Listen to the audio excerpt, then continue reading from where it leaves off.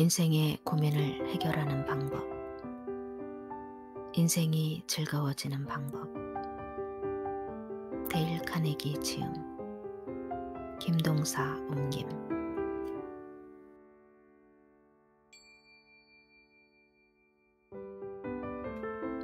역자의 말.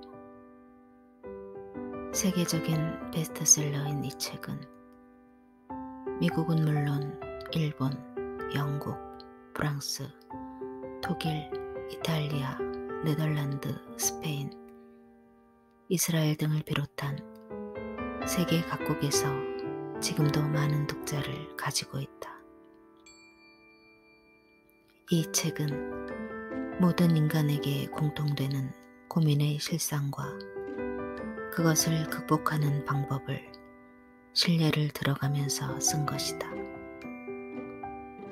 데일 카네기는 이 밖에도 많은 저서를 가지고 있지만 이 책이야말로 카네기가 일생을 통해 추구한 인생 문제 해결의 지침서라 할 수 있다.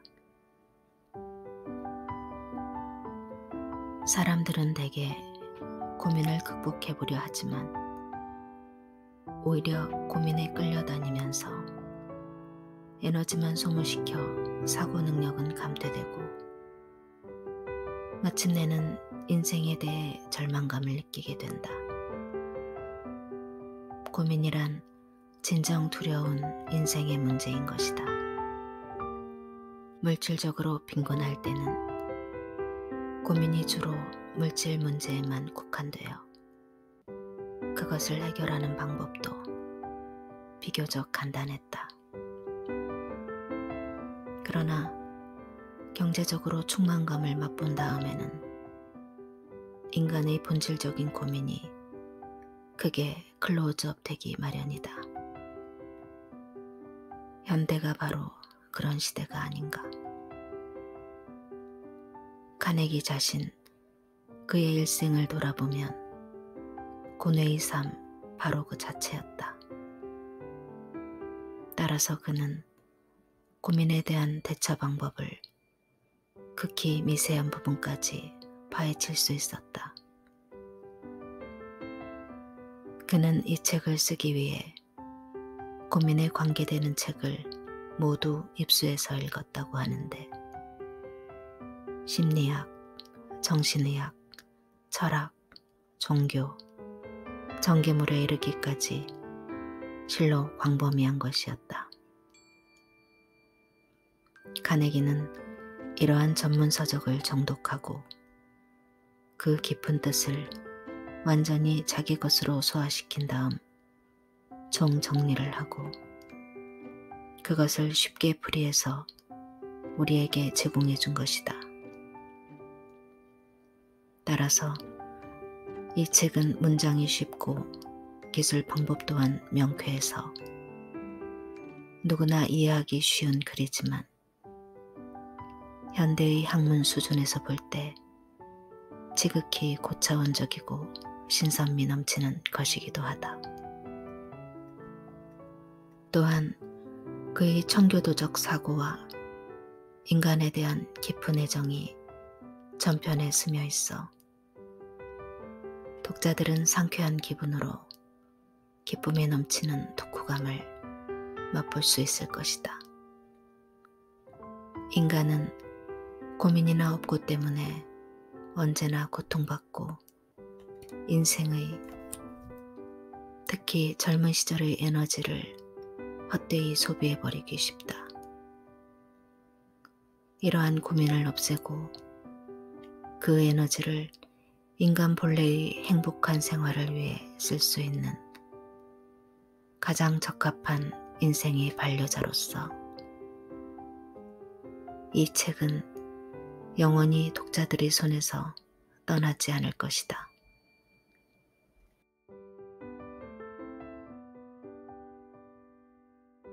제1장 고민을 극복하기 위한 3가지 기본 법칙. 1. 오늘이라는 테두리 안에서 살라. 우리의 할 일은 먼 곳에 있는 희미한 것을 찾는 일이 아니라 가까이에 있는 명확한 것을 몸소 실천하는 일이다. 윌리엄 오슬러 경의 성공 비결.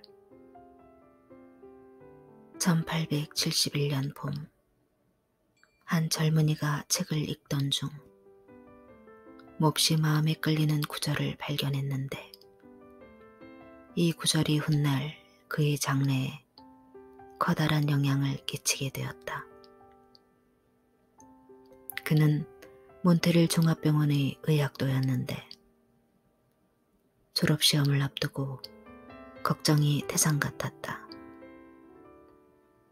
시험을 통과할 수 있을지, 만일 떨어지게 되면 무엇을 할 것이며 개업은 어떻게 해야 좋을지, 그리고 앞으로 어떻게 생활해 나갈 것인지 등등 그의 고민은 끝이 없어 보였다.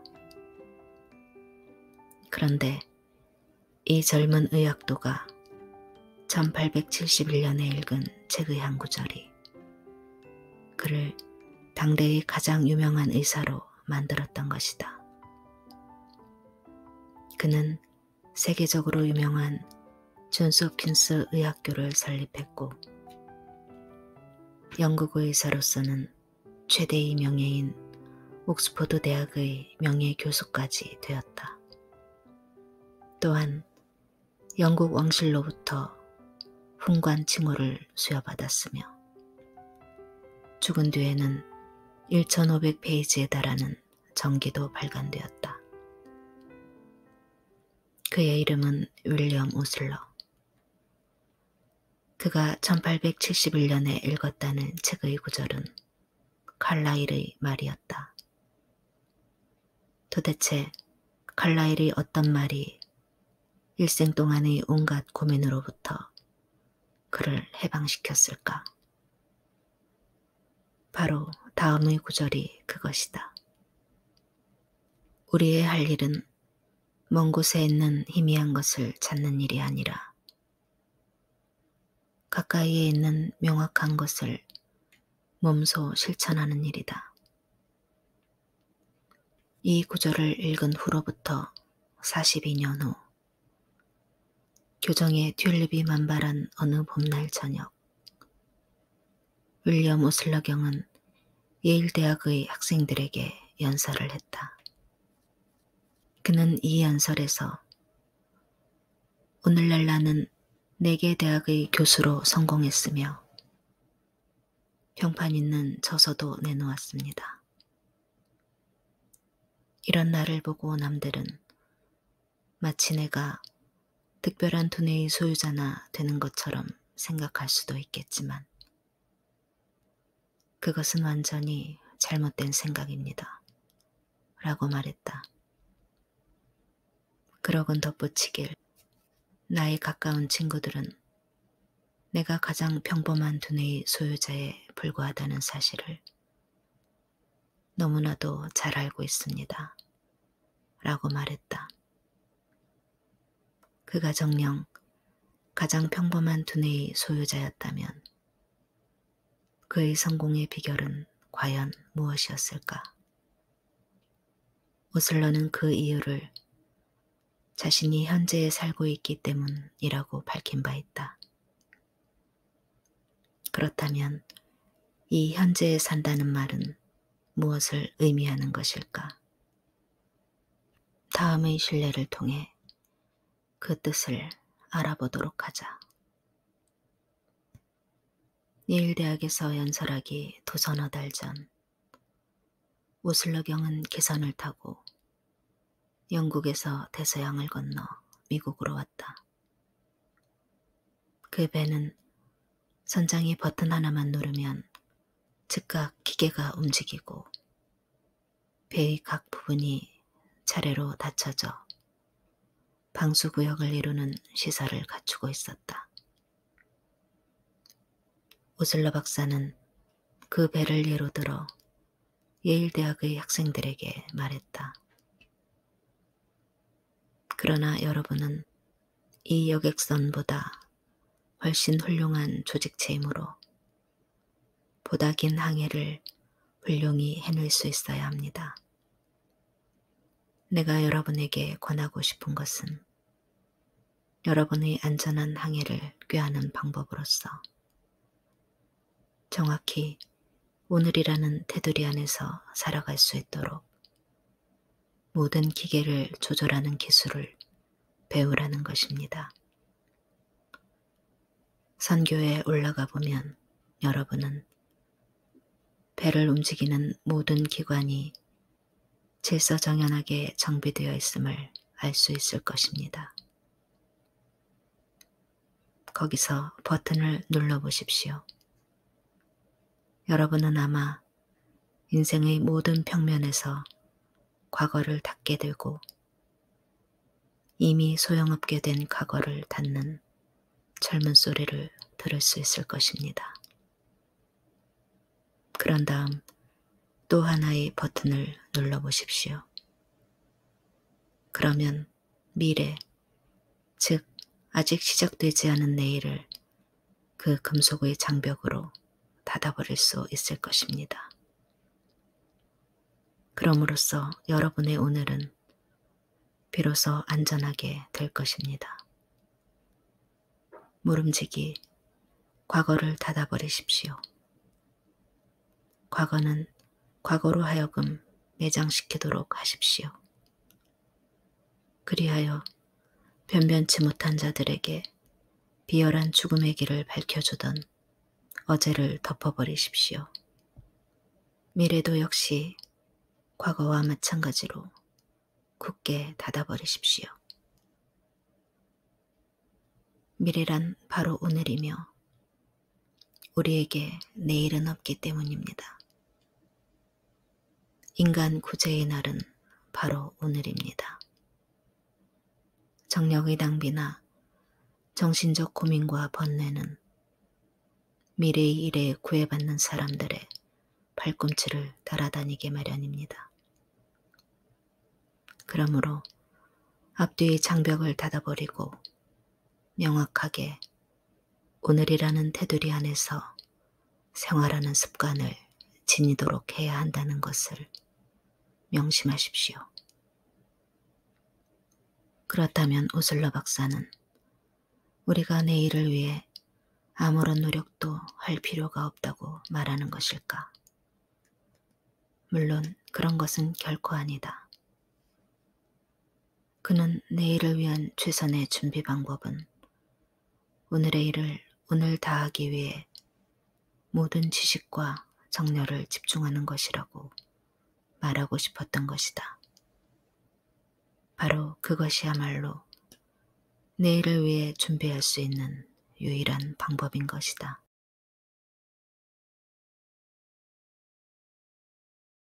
내일을 위하여 즐거운 생각을. 오슬러 박사는 예일 대학생들에게 오늘의 양식을 주옵소서 라는 기도로서 하루를 시작하라고 권고했다. 여기서 잊어서는 안 될 것은 이 기도는 다만 오늘의 양식만을 구하고 있다는 점이다. 이는 어제 먹었어야 할 묵은 빵에 대해서 불평하는 것도 아니며 또 다음과 같은 뜻도 아니라는 것을 명심하라. 주여, 이번 가뭄으로 인해 저희 논에 물이 말라버렸습니다. 그런데 비는 여전히 올 것 같지가 않군요. 이대로 가다간 내년에 먹을 양식은 어찌합니까? 또 만일 제가 일자리를 잃게 된다면, 오 주여, 그러면 저는 어떻게 양식을 구해야 합니까? 기도는 단지 오늘만의 양식을 기원하라고 가르치고 있다. 오늘의 빵이야말로 사람이 입에 넣을 수 있는 유일한 양식인 것이다. 옛날에 어떤 가난한 절인이 돌이 많은 나라를 돌아다니고 있었다. 그곳은 말할 수 없이 가난한 지방이었는데 어느 날 군중들이 그의 강론을 듣고자 모여들었다. 그는 그 자리에서 매번 했던 대로 다음과 같이 말하였다. 너희는 내일의 일을 생각하지 말라. 내일의 일은 내일 가서 생각하라. 하루의 노고는 그날 하루로서 족한 것이니라. 그러나 사람들은 내일의 일을 생각하지 말라는 그리스도의 말씀을 거부했다. 그들은 이 말을 실행 불가능한 이상이며 동양의 신비주의라고 생각했다. 그들은 이렇게 말했다. 우리는 내일을 생각하지 않으면 안 돼요. 가족을 보호하기 위해, 우리의 노후를 위해 무언가를 하지 않으면 안 돼요. 그때를 위해 계획하고 준비하지 않으면 어떻게 되겠소? 물론 그래야 한다. 실제로 지금으로부터 300년 전 제임스 왕조 때 영역된 성경의 말씀이 오늘날과 똑같은 의미로 전달되지는 않았을 것이다. 300년 전에는 생각한다 라는 단어가 곧잘 걱정한다 라는 의미로 쓰여지곤 했다.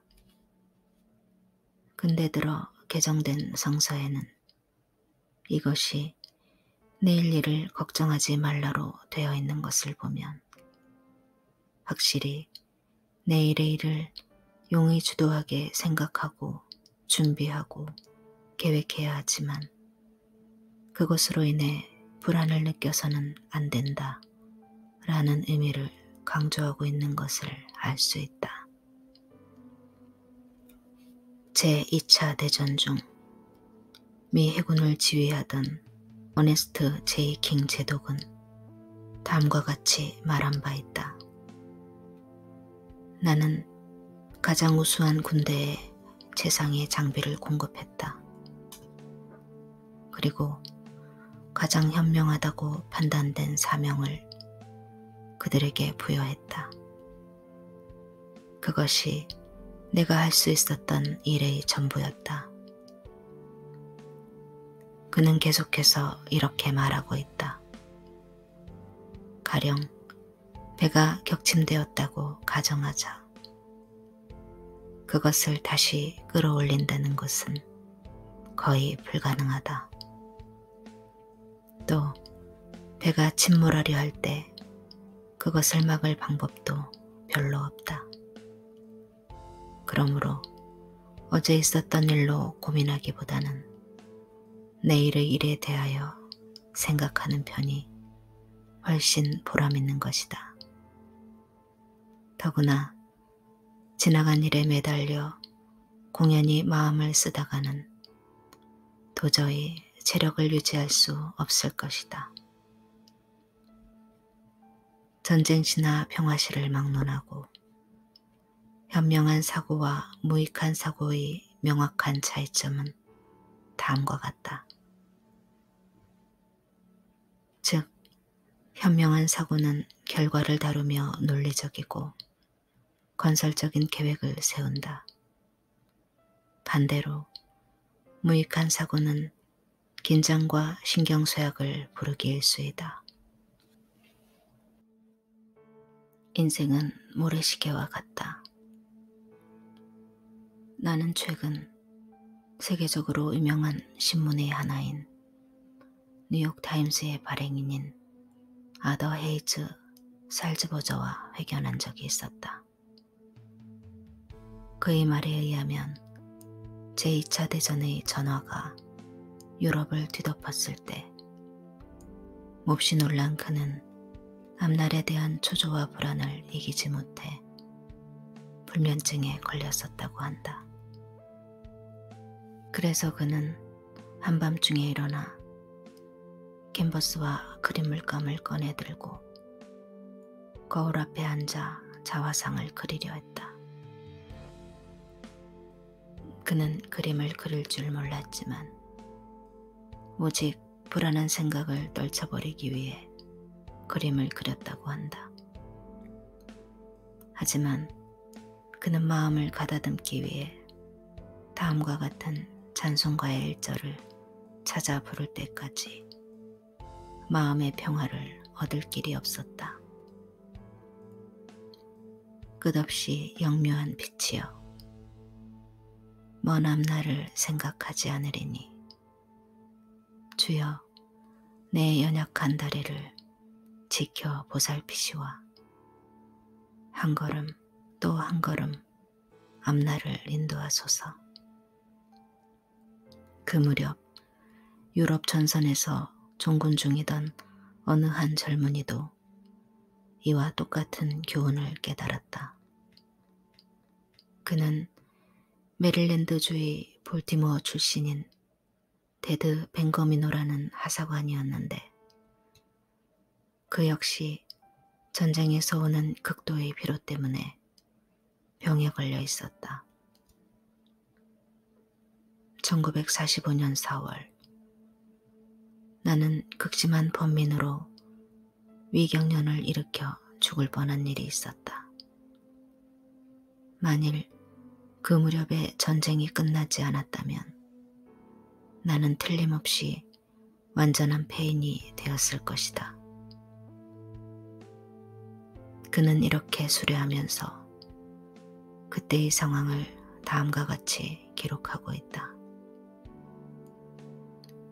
나는 지칠 대로 지쳐 있었다.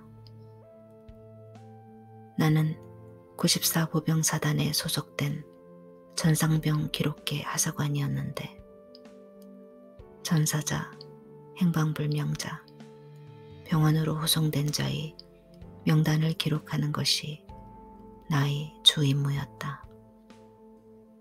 뿐만이 아니었다. 나는 전투 중에 급히 안매장해야만 했던 아군과 적군의 시신을 파내는 일도 거들어야 했다. 또한 전사자들이 남긴 소지품을 정리하여 그것들을 그들의 부모나 친지들에게 보내주어야만 했다. 물론 나는 유물들이 서로 뒤바뀌지 않도록 각별한 주의를 기울였다. 그런 와중에서 나는 내가 다행히 살아 돌아가서 아직 한 번도 본 일이 없는 생후 16개월 난 자식을 안아볼 수 있을까 하는 걱정을 했다. 나도 모르는 사이에 몸이 바짝 말라 체중이 34파운드나 줄었다. 나는 극도의 번민으로 말미암아 반미추강이가 되었고 이러다가는 폐인이 되어 귀국할지도 모른다는 두려움에 휩싸이게 되었다. 기진맥진한 나는 어린아이처럼 흐느껴 울었다. 마음이 약해져서인지 혼자 있게 되면 저절로 눈물이 나왔다.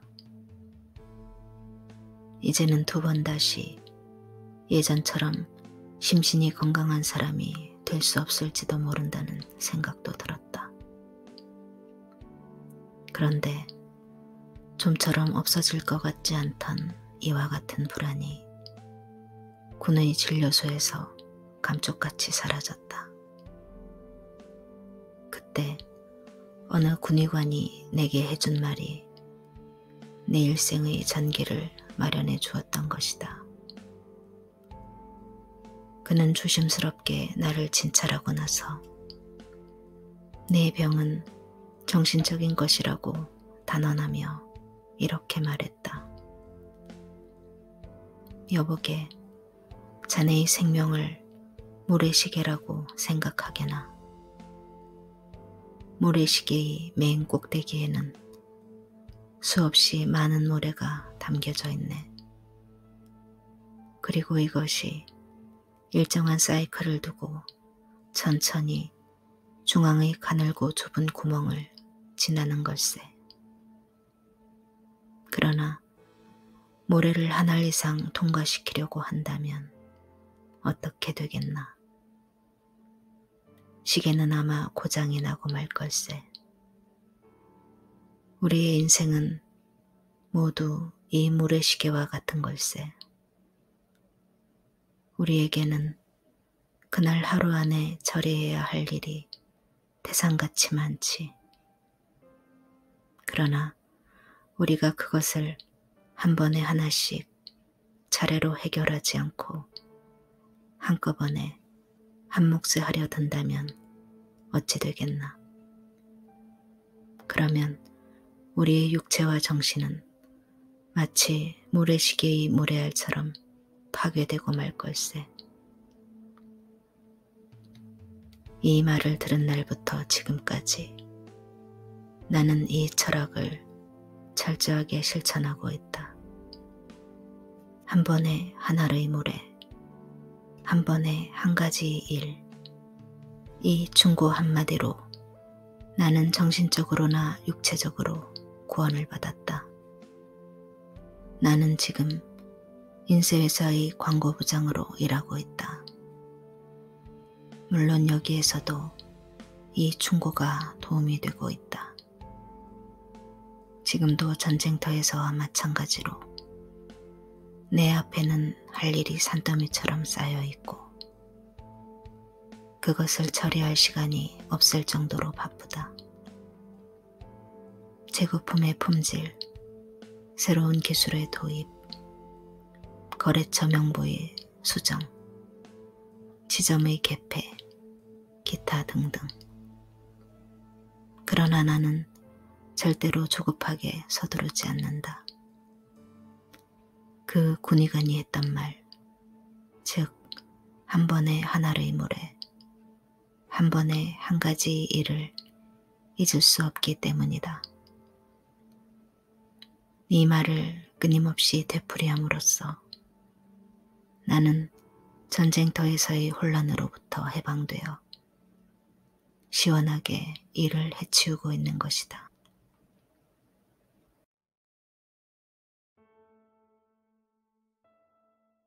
오늘만이 당신의 것.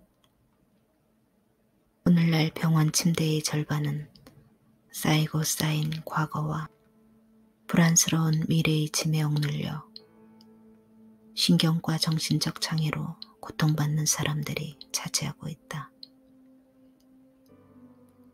이는 매우 놀라운 사실이다.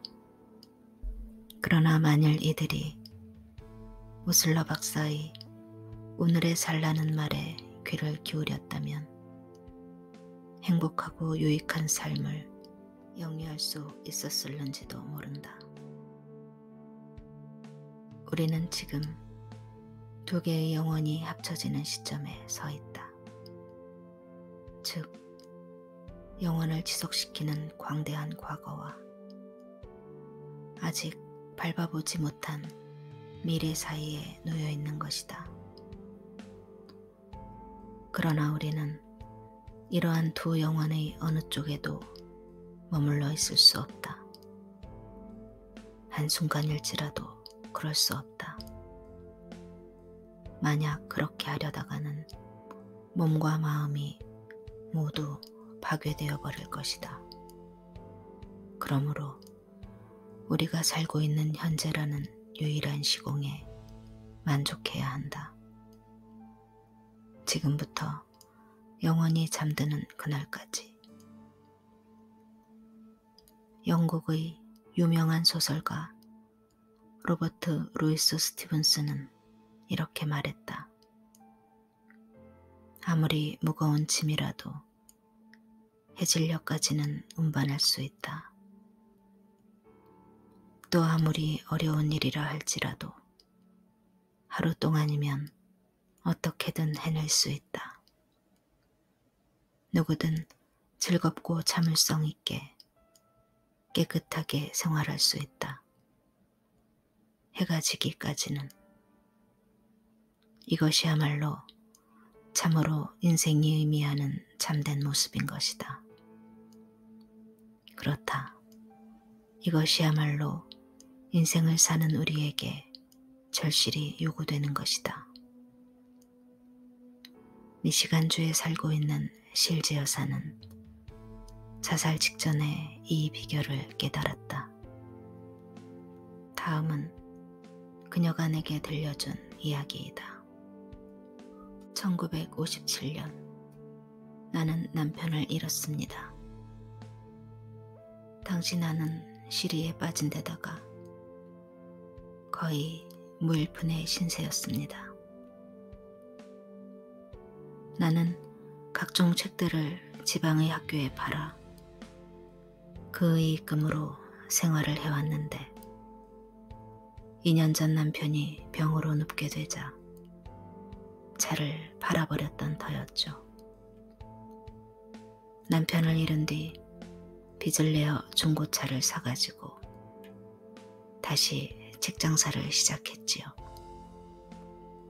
밖으로 나다니다 보면 다소나마 마음을 잡을 수 있으리라고 생각했던 때문이죠.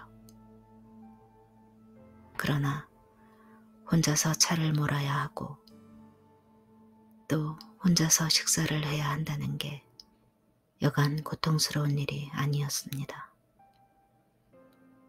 엎친 데 덮친 격으로 장사도 잘 되지 않았고 많은 액수는 아니었지만 자동차의 불입금을 내기조차 힘겨웠습니다. 1938년 봄 나는 미주리 주의 버사일스 근처에 있었습니다. 그 지방에 있는 학교들의 재정 상태는 매우 열악했고 길은 험하기 이를 데 없었습니다. 장사도 안 되고 너무나 쓸쓸한 나머지 자살을 결심한 적도 있을 정도로 내 마음은 피폐해져만 갔습니다. 성공은 어차피 물 건너간 듯 했고 살아갈 목적 또한 남편을 잃음과 동시에 이미 사라져버렸거든요. 아침마다 나다니며 사람을 만난다는 게 두려워지기 시작했습니다. 자동차 할부금을 못 내게 되지는 않을까? 집세가 밀리면 어쩌나? 식비는 떨어지지 않을까? 등등. 이런 근심 걱정 속에 몸은 점점 쇠약해져 갔습니다. 그러나 의사를 찾아가 진찰을 받을 비용조차 내게는 없었죠. 그야말로 매사가 걱정투성이었습니다. 자살하려고 마음먹은 적이 한두 번이 아니었습니다. 그러나 그것도 여의치 못했습니다. 내가 죽으면 슬퍼할 동생, 그리고 무엇보다 내게는 장례를 칠 돈조차 없다는 생각이 들었기 때문이었습니다. 그러던 어느 날 우연히 한 권의 책을 들추다가 나는 멈칫했습니다. 그 책 내용 중 어느 한 구절에서 살아갈 용기를 얻었던 것입니다. 나는 지금도 그 문구에 대해 감사하는 마음을 간직하고 있습니다. 그것은 현명한 사람에게는 하루하루가 새로운 생활이다 라는 문구였습니다. 나는 이 구절을 그대로 옮겨 적어 언제나 볼 수 있도록 내 차 안에 붙여 놓았습니다. 어쨌든 하루하루를 살아간다는 게 그렇게 어려운 일만은 아니라는 것을 깨닫게 되었던 거죠. 나는 지나간 어제의 일을 잊고 내일 일은 생각하지 않기 위해 노력했습니다. 그리고 아침마다 오늘은 새로운 인생이다 라고 혼잣말로 중얼거렸습니다. 그리하여 나는 고독과 결핍의 공포를 극복하는 데 성공했습니다. 지금 나는 행복하며 제법 성공한 측에 속한다고 자부합니다. 예전과 달리 인생에 대해서도 정열과 애정을 느끼고 있습니다. 그리고 앞으로의 생활이 어찌 되든 두 번 다시 두려워하지 않을 겁니다. 밟지 못한 미래를 두려워할 필요는 없으니까요. 이 모든 게 한 번의 하루만을 살고 현명한 사람이라면 하루하루가 새로운 인생이라는 사실을 깨달았기 때문에 가능한 일이었습니다. 다음의 시를 쓴 사람은 누구였던가? 행복하리라 홀로 있어도 오늘을 내 것으로 여기는 사람이라면 내일이 최악일지라도 그게 다 무엇이랴. 오늘의 충실한 삶을 내가 누렸나니. 이 시는 요즘의 것 같지만 사실은 그리스도가 탄생하기 30년 전 로마의 시인 호라티우스에 의해서 씌어진 것이다.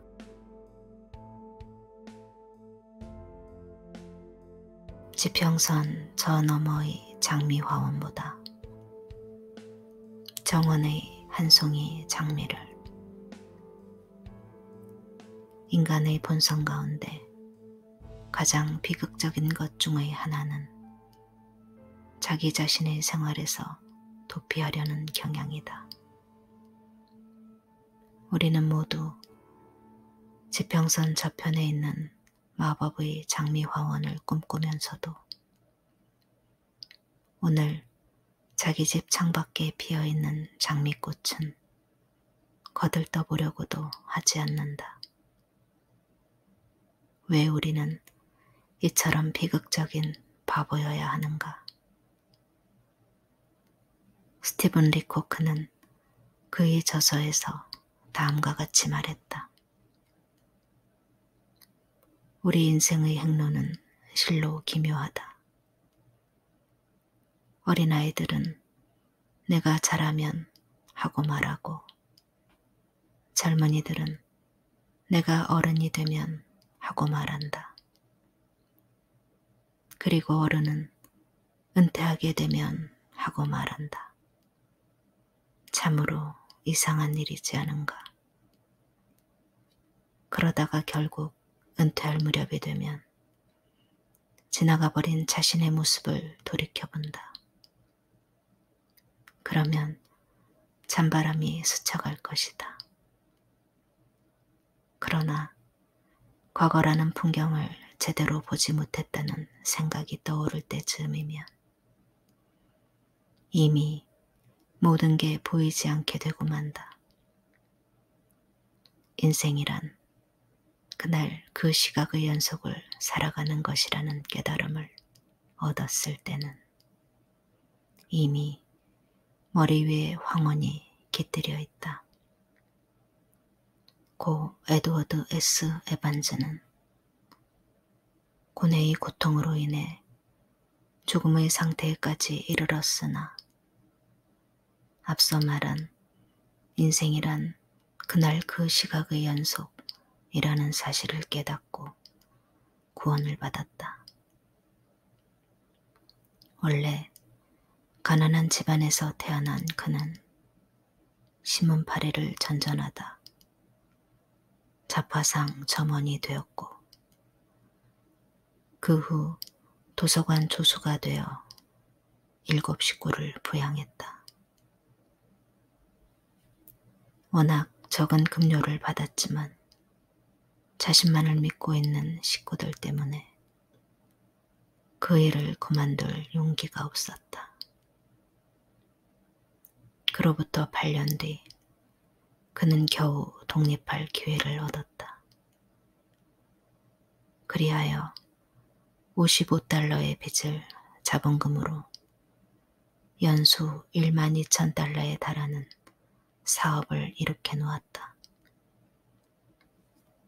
그런데 그 무렵 심한 불경기가 닥쳐왔다. 그는 친구를 위해서 거액의 어음의 보증을 선 적이 있는데 그 친구가 그만 부도를 내고 말았다.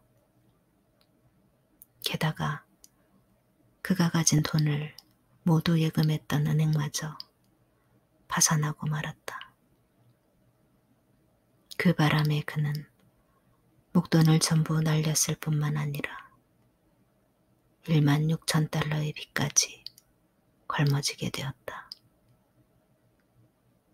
그는 당시 상황을 이렇게 말하고 있다. 나는 잠이 안 오고 식욕이 떨어지는 이상한 병에 걸렸다. 그것은 극도의 번민 때문이었다. 그러던 어느 날 나는 길을 걷다가 그만 정신을 잃고 쓰러지고 말았다. 자리에 몸져 놓은 나는 솟아오르는 열과 심한 통증을 참아낼 수가 없었다. 나는 날로 쇠약해져 갔다. 의사가 앞으로 2주일을 넘기기가 어렵다고 통고할 정도였다. 눈앞이 캄캄했다. 나는 유언장을 써놓고 병상에 누워 죽음이 다가오기만을 기다렸다. 이제는 아무리 발버둥 쳐도 소용없을 터였다. 나는 모든 것을 체념했다. 그렇게 마음을 진정시키고 잠을 청했다. 그는 마치 그 당시로 돌아간 듯 기진맥진한 모습으로 말을 이었다. 나는 지난 몇 주 동안 불과 2시간을 계속해서 잠들어 본 적이 없었다. 그런데 이승에서의 노고를 이제 막 끝내려 할 즈음이 되자 나는 마치 갓난애처럼 깊은 잠을 들 수가 있었다. 참으로 이상한 일이었다. 이때부터 나를 괴롭히던 피로감이 사라지기 시작했다. 식욕이 돌고 체중도 늘어갔다. 3주일이 지나자 나는 지팡이를 짚고 걸을 수 있을 정도가 되었다. 그리고 6주일 후에는 그전처럼 다시 일을 할 수가 있었다. 그동안 1년에 20,000달러 이상을 벌었지만 나는 자진해서 주급 30달러의 일자리를 맡았다. 내가 하는 일이란 자동차를 선적할 때 차량의 뒤를 받치는 대목을 판매하는 일이었다. 나는 지금까지의 혼미에서 완전히 깨어났다. 이제 내게는 고민이 없다. 과거에 있었던 일에 대해 후회도 없으며 미래를 두려워하지도 않는다. 나는 나 자신의 시간과 에너지와 정열의 전부를 내가 원하는 일에 집중할 수 있게 되었다. 그때부터 에반즈는 놀라울 만큼 향상되었다. 몇 년 후 그는 에반즈 프로덕션 컴퍼니의 사장이 되었는데 이 회사의 주식은 오랫동안 뉴욕 주식거래소에서 수위를 차지했으며 지금 그린랜드에는 그의 이름을 딴 비행장도 있다. 이러한 에반지의 성공은 그가 오늘에 산다는 법칙을 체득한 결과인 것이다. 이에 대해서는 일찍이 프랑스의 대철학자 몽테뉴까지도 착오를 범한 적이 있다. 그는 나의 생애는 끔찍한 불행으로 가득 차 있는 것처럼 생각되었으나 그 대부분은 결코 현실로 나타나지 않았다고 말했다. 우리도 이렇게 생각하기 쉽다. 그러나 단테는 다음과 같이 말했다. 오늘이라는 날은 두 번 다시 오지 않는다는 것을 잊지 말라. 인생은 참으로 놀라운 속도로 지나가 버린다. 우리는 초속 19마일이라는 속도로 공간을 질주해 간다. 이처럼 오늘은 우리의 가장 귀중한 소유물인 것이다. 그것은 분명 우리에게 허락된 단 하나의 확실한 소유물이다.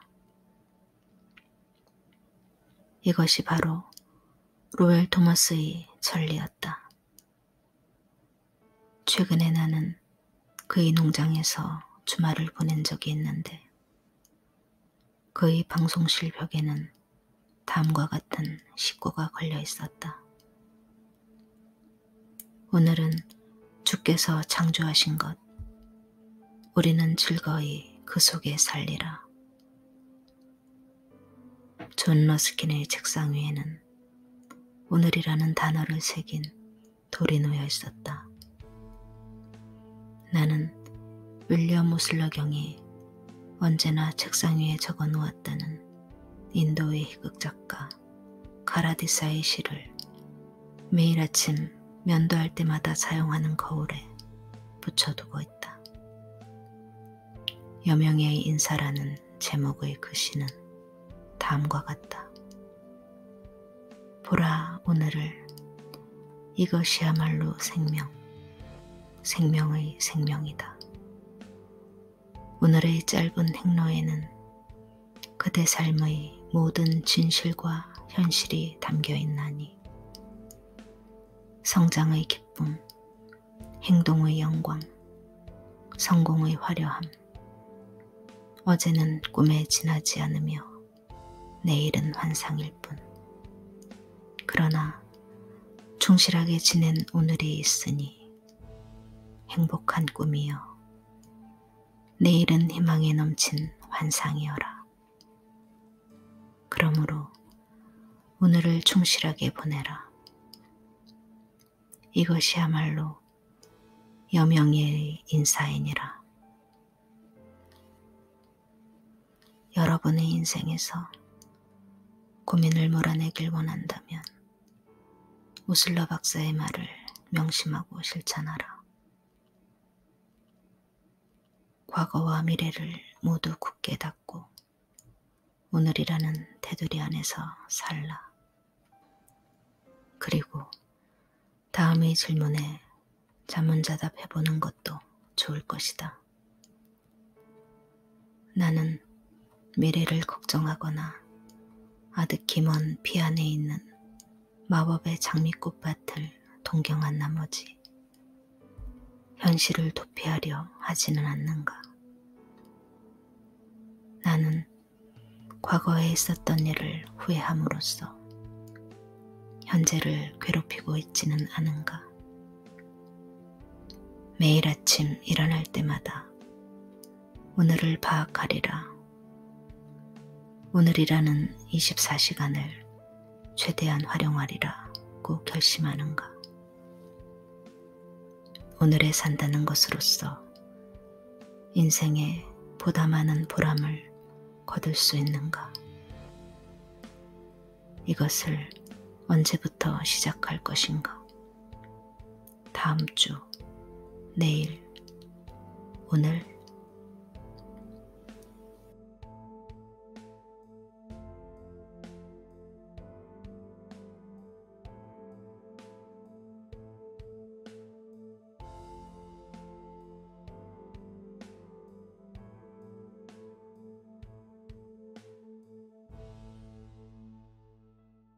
1. 오늘이라는 테두리 안에서 살라.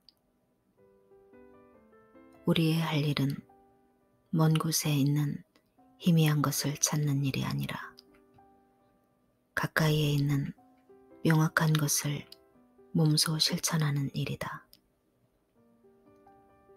윌리엄 오슬러 경의 성공 비결. 1871년 봄, 한 젊은이가 책을 읽던 중 몹시 마음에 끌리는 구절을 발견했는데 이 구절이 훗날 그의 장래에 커다란 영향을 끼치게 되었다. 그는 몬트릴 종합병원의 의학도였는데 졸업시험을 앞두고 걱정이 태산 같았다. 시험을 통과할 수 있을지, 만일 떨어지게 되면 무엇을 할 것이며 개업은 어떻게 해야 좋을지, 그리고 앞으로 어떻게 생활해 나갈 것인지 등등 그의 고민은 끝이 없어 보였다. 그런데 이 젊은 의학도가 1871년에 읽은 책의 한 구절이 그를 당대의 가장 유명한 의사로 만들었던 것이다. 그는 세계적으로 유명한 존스 홉킨스 의학교를 설립했고 영국 의사로서는 최대의 명예인 옥스퍼드 대학의 명예교수까지 되었다. 또한 영국 왕실로부터 훈관 칭호를 수여받았으며 죽은 뒤에는 1500페이지에 달하는 전기도 발간되었다. 그의 이름은 윌리엄 오슬러. 그가 1871년에 읽었다는 책의 구절은 칼라일의 말이었다. 도대체 칼라일의 어떤 말이 일생 동안의 온갖 고민으로부터 그를 해방시켰을까? 바로 다음의 구절이 그것이다. 우리의 할 일은 먼 곳에 있는 희미한 것을 찾는 일이 아니라 가까이에 있는 명확한 것을 몸소 실천하는 일이다. 이 구절을 읽은 후로부터 42년 후, 교정에 튤립이 만발한 어느 봄날 저녁, 윌리엄 오슬러 경은 예일 대학의 학생들에게 연설을 했다. 그는 이 연설에서 오늘날 나는 4개 대학의 교수로 성공했으며 평판 있는 저서도 내놓았습니다. 이런 나를 보고 남들은 마치 내가 특별한 두뇌의 소유자나 되는 것처럼 생각할 수도 있겠지만 그것은 완전히 잘못된 생각입니다. 라고 말했다. 그러곤 덧붙이길, 나의 가까운 친구들은 내가 가장 평범한 두뇌의 소유자에 불과하다는 사실을 너무나도 잘 알고 있습니다. 라고 말했다. 그가 정녕 가장 평범한 두뇌의 소유자였다면 그의 성공의 비결은 과연 무엇이었을까? 오슬러는 그 이유를 자신이 현재에 살고 있기 때문이라고 밝힌 바 있다. 그렇다면 이 현재에 산다는 말은 무엇을 의미하는 것일까? 다음의 신뢰를 통해 그 뜻을 알아보도록 하자. 예일 대학에서 연설하기 두서너 달 전, 오슬러 경은 기선을 타고 영국에서 대서양을 건너 미국으로 왔다. 그 배는 선장이 버튼 하나만 누르면 즉각 기계가 움직이고 배의 각 부분이 차례로 닫혀져 방수구역을 이루는 시설을 갖추고 있었다. 오슬러 박사는 그 배를 예로 들어 예일대학의 학생들에게 말했다. 그러나 여러분은 이 여객선보다 훨씬 훌륭한 조직체이므로 보다 긴 항해를 훌륭히 해낼 수 있어야 합니다. 내가 여러분에게 권하고 싶은 것은 여러분의 안전한 항해를 꾀하는 방법으로서 정확히 오늘이라는 테두리 안에서 살아갈 수 있도록 모든 기계를 조절하는 기술을 배우라는 것입니다. 선교에 올라가 보면 여러분은 배를 움직이는 모든 기관이 질서정연하게 정비되어 있음을 알 수 있을 것입니다. 거기서 버튼을 눌러보십시오. 여러분은 아마 인생의 모든 평면에서 과거를 닫게 되고 이미 소용없게 된 과거를 닫는 젊은 소리를 들을 수 있을 것입니다. 그런 다음 또 하나의 버튼을 눌러보십시오. 그러면 미래, 즉 아직 시작되지 않은 내일을 그 금속의 장벽으로 닫아버릴 수 있을 것입니다.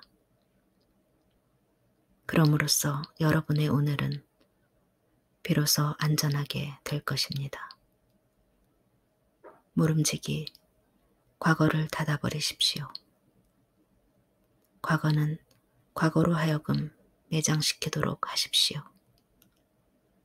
그리하여 변변치 못한 자들에게 비열한 죽음의 길을 밝혀주던 어제를 덮어버리십시오. 미래도 역시 과거와 마찬가지로 굳게 닫아버리십시오. 미래란 바로 오늘이며 우리에게 내일은 없기 때문입니다. 인간 구제의 날은 바로 오늘입니다. 정력의 낭비나 정신적 고민과 번뇌는 미래의 일에 구애받는 사람들의 발꿈치를 따라다니게 마련입니다. 그러므로 앞뒤의 장벽을 닫아버리고 명확하게 오늘이라는 테두리 안에서 생활하는 습관을 지니도록 해야 한다는 것을 명심하십시오. 그렇다면 오슬러 박사는 우리가 내일을 위해 아무런 노력도 할 필요가 없다고 말하는 것일까? 물론 그런 것은 결코 아니다. 그는 내일을 위한 최선의 준비 방법은 오늘의 일을 오늘 다하기 위해 모든 지식과 정열을 집중하는 것이라고 말하고 싶었던 것이다. 바로 그것이야말로 내일을 위해 준비할 수 있는 유일한 방법인 것이다.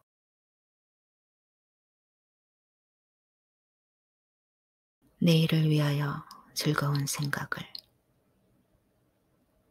오슬러 박사는 예일 대학생들에게 오늘의 양식을 주옵소서 라는 기도로서 하루를 시작하라고 권고했다.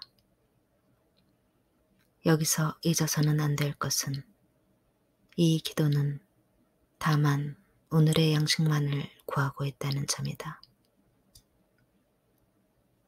이는 어제 먹었어야 할 묵은 빵에 대해서 불평하는 것도 아니며 또 다음과 같은 뜻도 아니라는 것을 명심하라.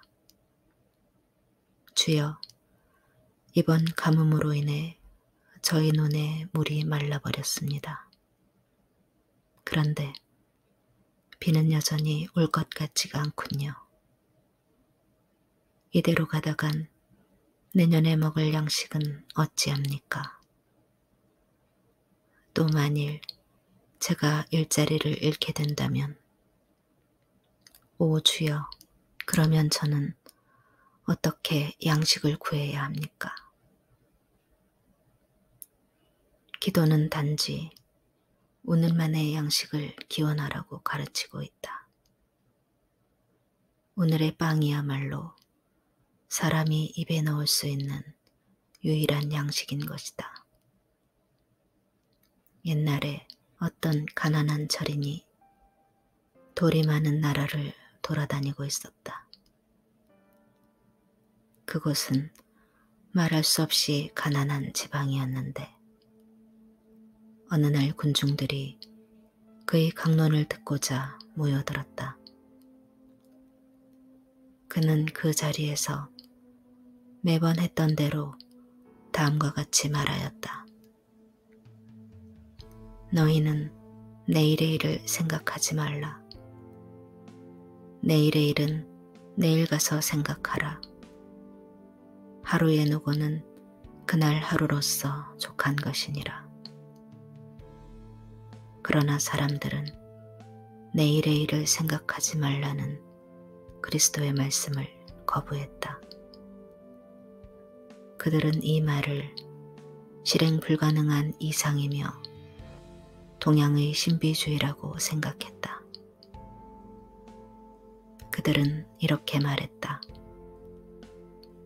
우리는 내일을 생각하지 않으면 안 돼요. 가족을 보호하기 위해, 우리의 노후를 위해 무언가를 하지 않으면 안 돼요. 그때를 위해 계획하고 준비하지 않으면 어떻게 되겠소? 물론 그래야 한다. 실제로 지금으로부터 300년 전 제임스 왕조 때 영역된 성경의 말씀이 오늘날과 똑같은 의미로 전달되지는 않았을 것이다.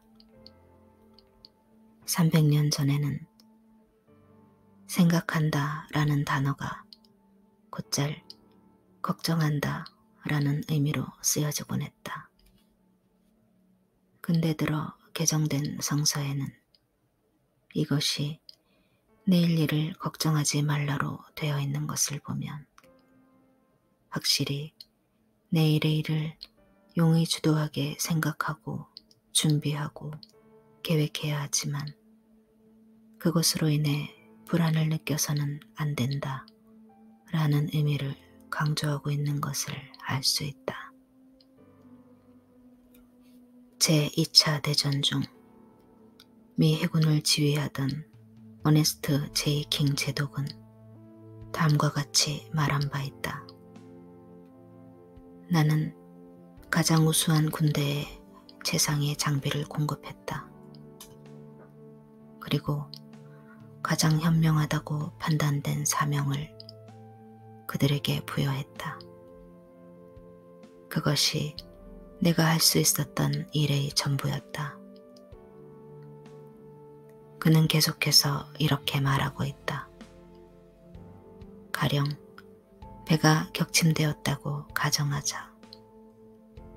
그것을 다시 끌어올린다는 것은 거의 불가능하다.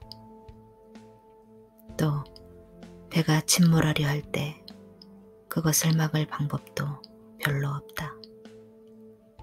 그러므로 어제 있었던 일로 고민하기보다는 내일의 일에 대하여 생각하는 편이 훨씬 보람있는 것이다. 더구나 지나간 일에 매달려 공연히 마음을 쓰다가는 도저히 체력을 유지할 수 없을 것이다.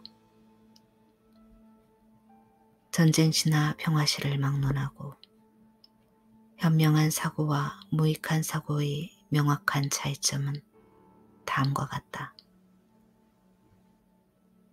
즉, 현명한 사고는 결과를 다루며 논리적이고 건설적인 계획을 세운다. 반대로 무익한 사고는 긴장과 신경쇠약을 부르기 일쑤이다. 인생은 모래시계와 같다.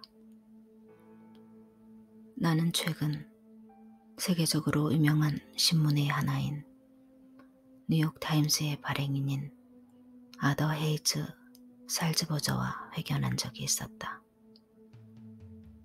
그의 말에 의하면 제2차 대전의 전화가 유럽을 뒤덮었을 때 몹시 놀란 그는 앞날에 대한 초조와 불안을 이기지 못해 불면증에 걸렸었다고 한다.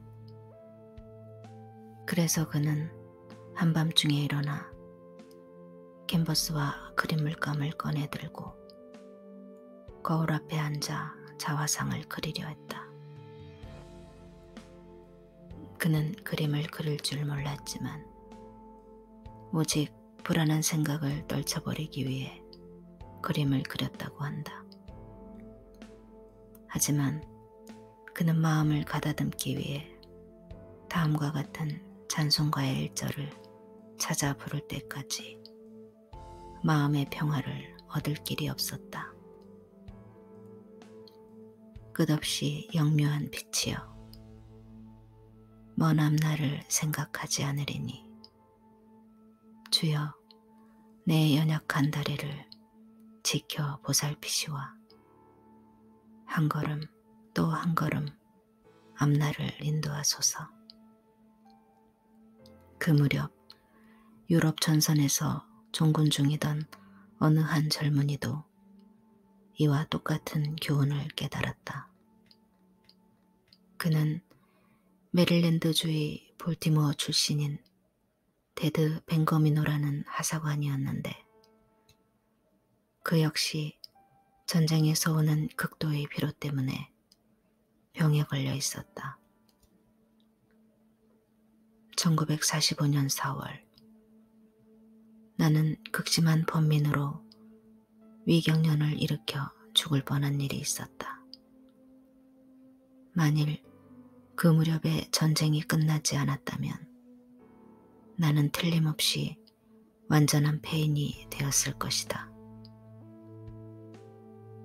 그는 이렇게 수려하면서 그때의 상황을 다음과 같이 기록하고 있다.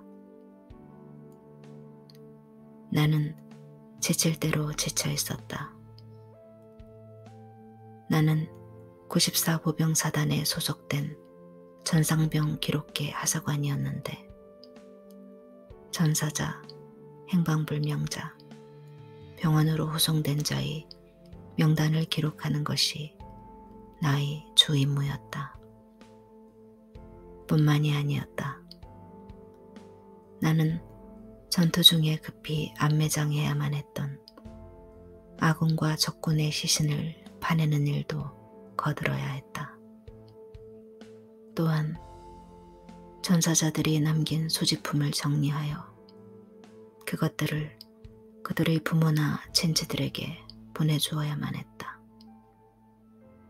물론 나는 유물들이 서로 뒤바뀌지 않도록 각별한 주의를 기울였다. 그런 와중에서 나는 내가 다행히 살아 돌아가서 아직 한 번도 본 일이 없는 생후 16개월 난 자식을 안아볼 수 있을까 하는 걱정을 했다. 나도 모르는 사이에 몸이 바짝 말라 체중이 34파운드나 줄었다.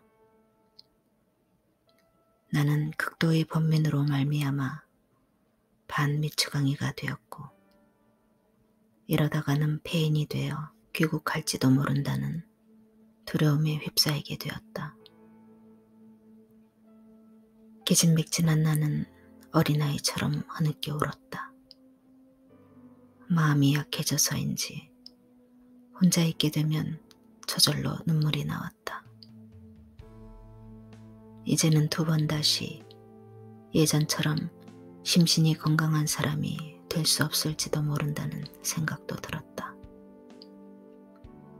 그런데 좀처럼 없어질 것 같지 않던 이와 같은 불안이 군의 진료소에서 감쪽같이 사라졌다. 그때 어느 군의관이 내게 해준 말이 내 일생의 전기를 마련해 주었던 것이다. 그는 조심스럽게 나를 진찰하고 나서 내 병은 정신적인 것이라고 단언하며 이렇게 말했다. 여보게, 자네의 생명을 모래시계라고 생각하게나. 모래시계의 맨 꼭대기에는 수없이 많은 모래가 담겨져 있네. 그리고 이것이 일정한 사이클을 두고 천천히 중앙의 가늘고 좁은 구멍을 지나는 걸세. 그러나 모래를 한 알 이상 통과시키려고 한다면 어떻게 되겠나. 시계는 아마 고장이 나고 말 걸세. 우리의 인생은 모두 이 모래시계와 같은 걸세. 우리에게는 그날 하루 안에 처리해야 할 일이 태산같이 많지. 그러나 우리가 그것을 한 번에 하나씩 차례로 해결하지 않고 한꺼번에 한 몫을 하려 든다면 어찌 되겠나. 그러면 우리의 육체와 정신은 마치 모래시계의 모래알처럼 파괴되고 말 걸세. 이 말을 들은 날부터 지금까지 나는 이 철학을 철저하게 실천하고 있다. 한 번에 하나의 모래, 한 번에 한 가지 일, 이 충고 한마디로 나는 정신적으로나 육체적으로 구원을 받았다. 나는 지금 인쇄회사의 광고부장으로 일하고 있다.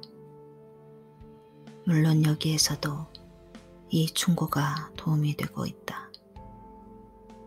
지금도 전쟁터에서와 마찬가지로 내 앞에는 할 일이 산더미처럼 쌓여 있고 그것을 처리할 시간이 없을 정도로 바쁘다. 재고품의 품질, 새로운 기술의 도입, 거래처 명부의 수정, 지점의 개폐, 기타 등등. 그러나 나는 절대로 조급하게 서두르지 않는다. 그 군의관이 했던 말, 즉 한 번에 한 알의 모래, 한 번에 한 가지 일을 잊을 수 없기 때문이다. 이 말을 끊임없이 되풀이함으로써 나는 전쟁터에서의 혼란으로부터 해방되어 시원하게 일을 해치우고 있는 것이다.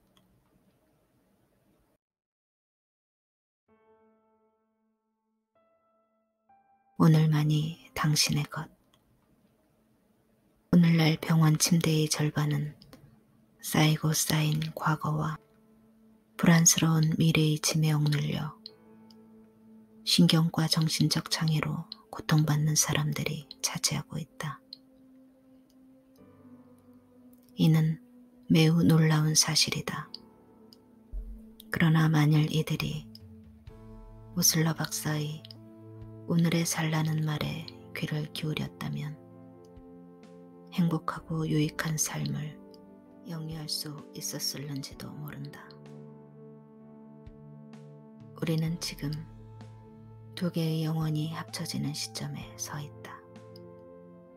즉, 영혼을 지속시키는 광대한 과거와 아직 밟아보지 못한 미래 사이에 놓여 있는 것이다. 그러나 우리는 이러한 두 영혼의 어느 쪽에도 머물러 있을 수 없다. 한순간일지라도 그럴 수 없다. 만약 그렇게 하려다가는 몸과 마음이 모두 파괴되어 버릴 것이다. 그러므로 우리가 살고 있는 현재라는 유일한 시공에 만족해야 한다. 지금부터 영원히 잠드는 그날까지. 영국의 유명한 소설가 로버트 루이스 스티븐스는 이렇게 말했다. 아무리 무거운 짐이라도 해질녘까지는 운반할 수 있다.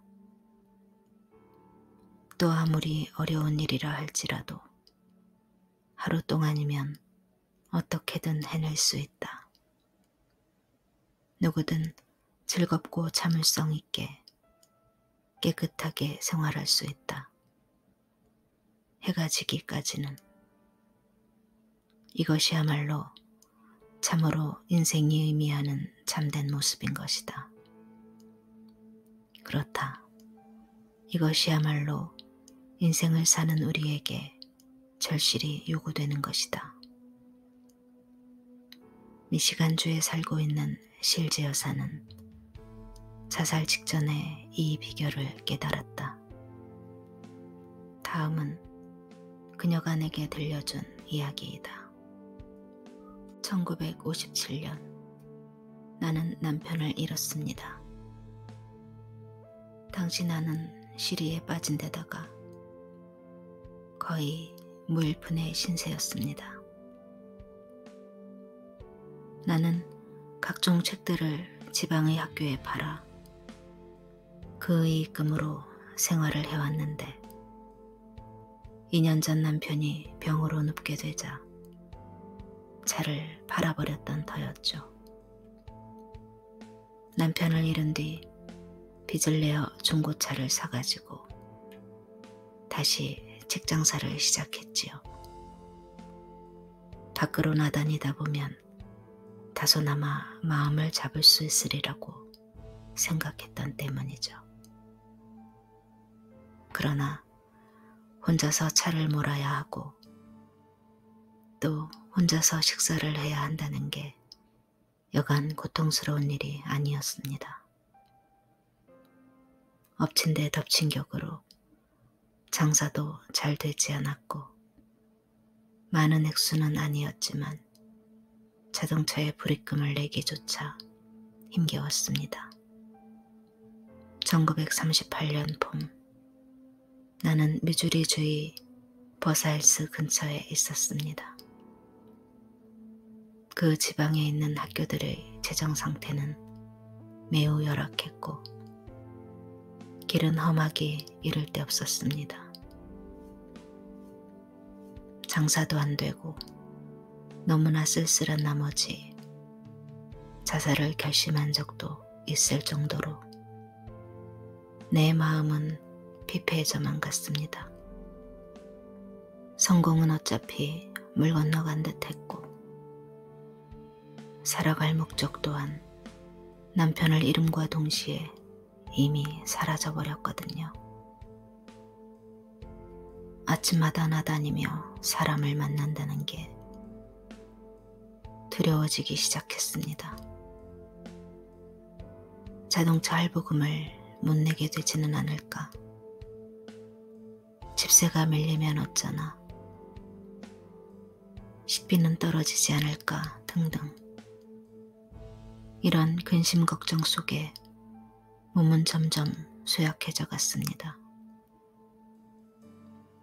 그러나 의사를 찾아가 진찰을 받을 비용조차 내게는 없었죠. 그야말로 매사가 걱정투성이었습니다. 자살하려고 마음먹은 적이 한두 번이 아니었습니다. 그러나 그것도 여의치 못했습니다.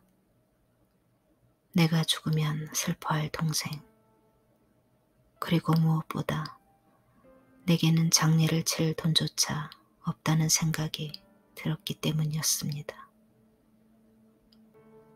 그러던 어느 날 우연히 한 권의 책을 들추다가 나는 멈칫했습니다. 그 책 내용 중 어느 한 구절에서 살아갈 용기를 얻었던 것입니다. 나는 지금도 그 문구에 대해 감사하는 마음을 간직하고 있습니다.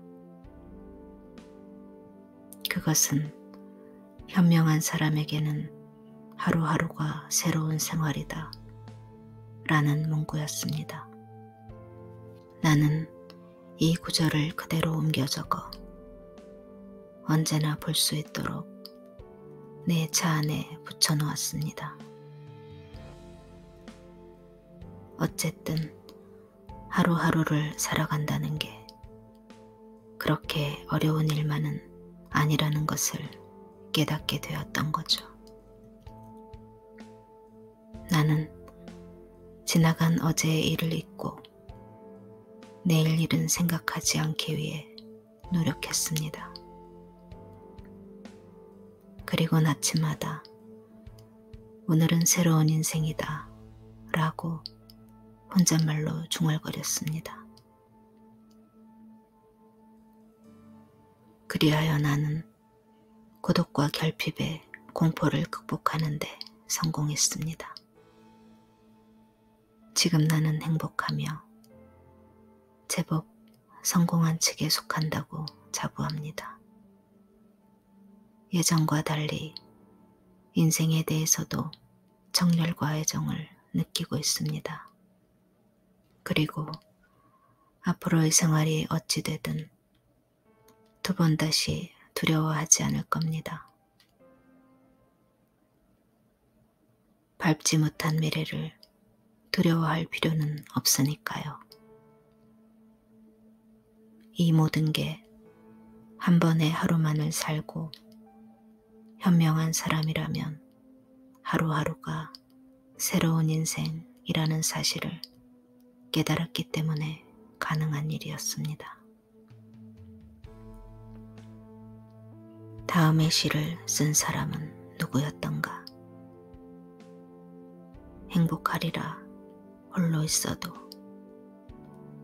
오늘을 내 것으로 여기는 사람이라면 내일이 최악일지라도 그게 다 무엇이랴. 오늘의 충실한 삶을 내가 누렸나니. 이 시는 요즘의 것 같지만 사실은 그리스도가 탄생하기 30년 전 로마의 시인 호라티우스에 의해서 씌어진 것이다.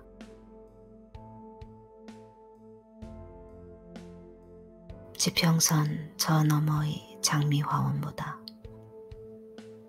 정원의 한 송이 장미를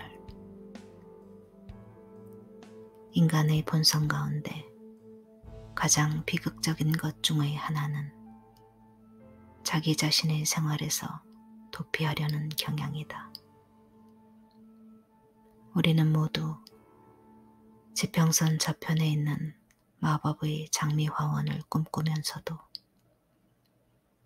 오늘 자기 집 창밖에 피어있는 장미꽃은 거들떠보려고도 하지 않는다. 왜 우리는 이처럼 비극적인 바보여야 하는가? 스티븐 리코크는 그의 저서에서 다음과 같이 말했다. 우리 인생의 행로는 실로 기묘하다. 어린아이들은 내가 자라면 하고 말하고, 젊은이들은 내가 어른이 되면 하고 말한다. 그리고 어른은 은퇴하게 되면 하고 말한다. 참으로 이상한 일이지 않은가. 그러다가 결국 은퇴할 무렵이 되면 지나가버린 자신의 모습을 돌이켜본다. 그러면 찬바람이 스쳐갈 것이다. 그러나 과거라는 풍경을 제대로 보지 못했다는 생각이 떠오를 때쯤이면 이미 모든 게 보이지 않게 되고 만다. 인생이란 그날 그 시각의 연속을 살아가는 것이라는 깨달음을 얻었을 때는 이미 머리 위에 황혼이 깃들여 있다. 고 에드워드 S. 에반즈는 고뇌의 고통으로 인해 죽음의 상태에까지 이르렀으나 앞서 말한 인생이란 그날 그 시각의 연속이라는 사실을 깨닫고 구원을 받았다. 원래 가난한 집안에서 태어난 그는 신문파리를 전전하다 자파상 점원이 되었고 그 후 도서관 조수가 되어 7 식구를 부양했다. 워낙 적은 급료를 받았지만 자신만을 믿고 있는 식구들 때문에 그 일을 그만둘 용기가 없었다. 그로부터 8년 뒤 그는 겨우 독립할 기회를 얻었다. 그리하여 55달러의 빚을 자본금으로 연수 12,000달러에 달하는 사업을 일으켜 놓았다. 그런데 그 무렵 심한 불경기가 닥쳐왔다. 그는 친구를 위해서 거액의 어음에 보증을 선 적이 있는데 그 친구가 그만 부도를 내고 말았다. 게다가 그가 가진 돈을 모두 예금했던 은행마저 파산하고 말았다. 그 바람에 그는 목돈을 전부 날렸을 뿐만 아니라 16,000달러의 빚까지 걸머지게 되었다. 그는 당시 상황을 이렇게 말하고 있다. 나는 잠이 안 오고 식욕이 떨어지는 이상한 병에 걸렸다. 그것은 극도의 번민 때문이었다. 그러던 어느 날 나는 길을 걷다가 그만 정신을 잃고 쓰러지고 말았다. 자리에 몸져 놓은 나는 솟아오르는 열과 심한 통증을 참아낼 수가 없었다. 나는 날로 쇠약해져 갔다. 의사가 앞으로 2주일을 넘기기가 어렵다고 통고할 정도였다.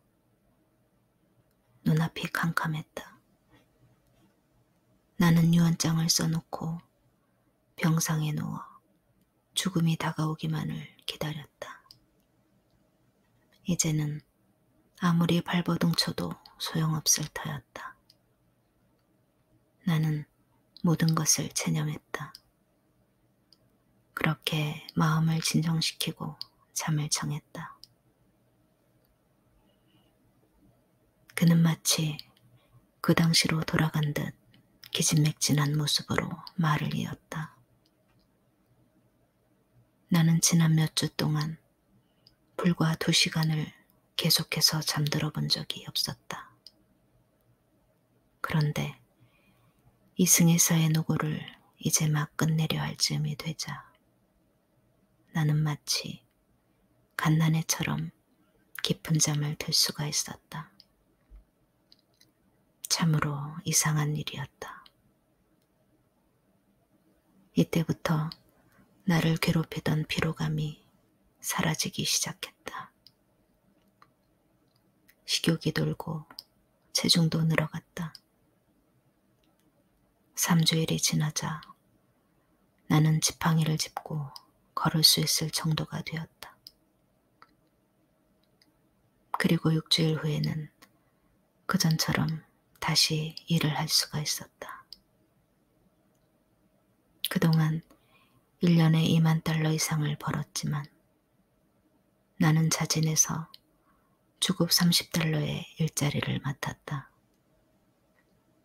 내가 하는 일이란 자동차를 선적할 때 차량의 뒤를 받치는 대목을 판매하는 일이었다.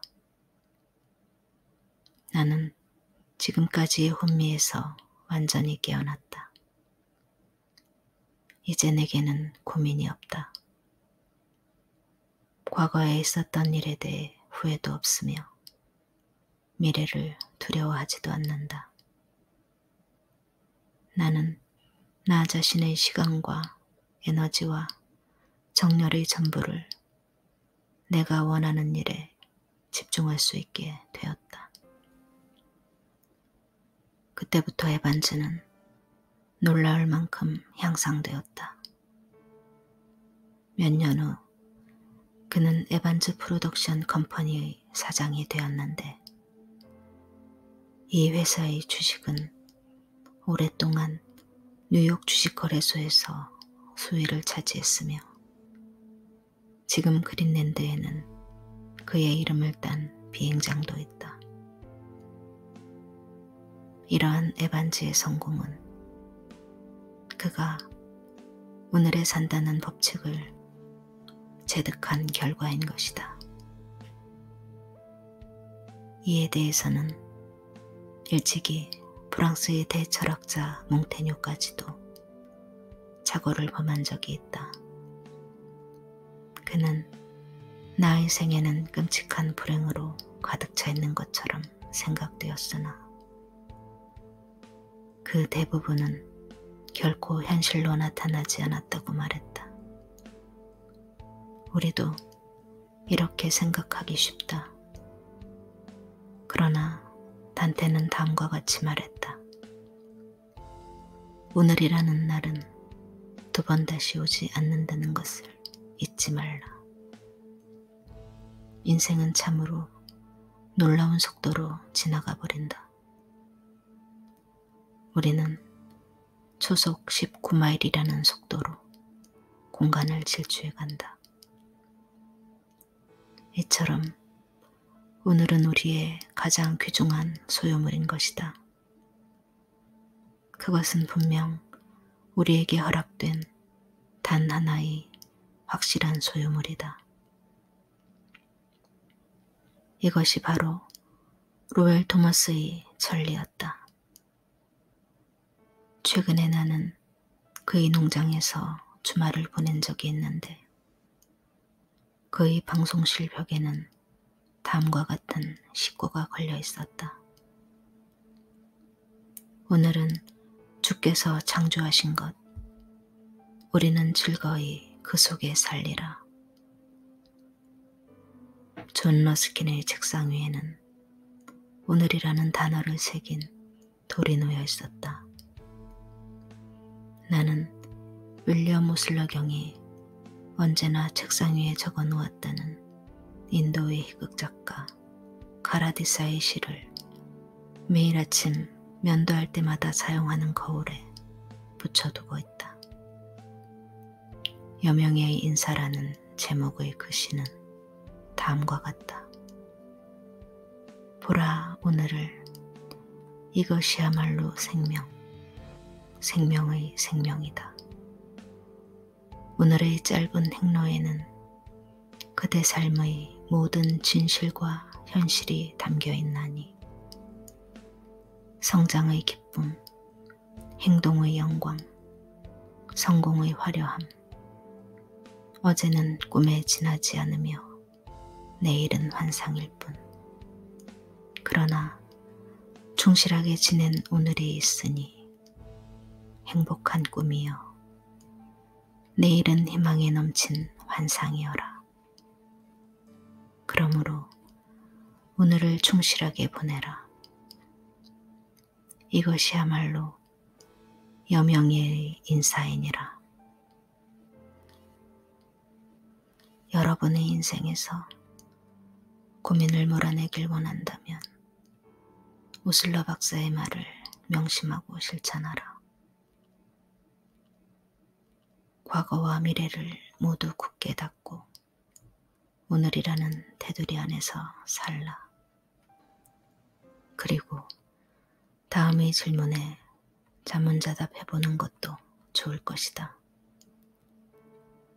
나는 미래를 걱정하거나 아득히 먼 비 안에 있는 마법의 장미꽃밭을 동경한 나머지 현실을 도피하려 하지는 않는가. 나는 과거에 있었던 일을 후회함으로써 현재를 괴롭히고 있지는 않은가. 매일 아침 일어날 때마다 오늘을 파악하리라. 오늘이라는 24시간을 최대한 활용하리라고 결심하는가. 오늘에 산다는 것으로서 인생에 보다 많은 보람을 거둘 수 있는가. 이것을 언제부터 시작할 것인가. 다음 주, 내일, 오늘